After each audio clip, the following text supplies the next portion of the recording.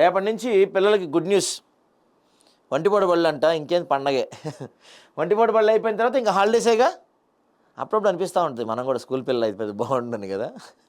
నిన్న ఏదో చూసి ఒక చోట పిల్ల ఒకడు అండి, అన్న మా ఆఫీస్కి సమ్మర్ హాలిడేస్ ఎప్పుడన్నా అని అడుగుతున్నాడు ఒకడు.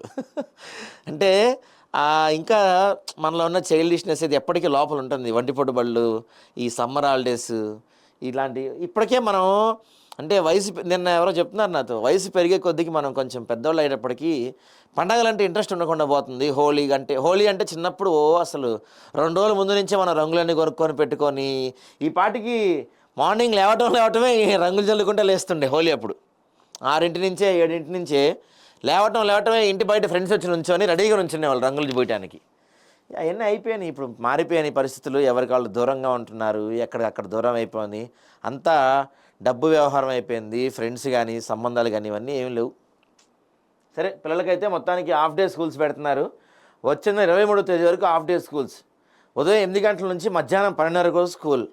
10th వరకు ఉన్న చోట మధ్యాహ్నం 1 నుంచి సాయంత్రం 5 గంటల వరకు స్కూల్. ఇదే నేను అనేది తలతిక్క పనులు అంటే ఇవే.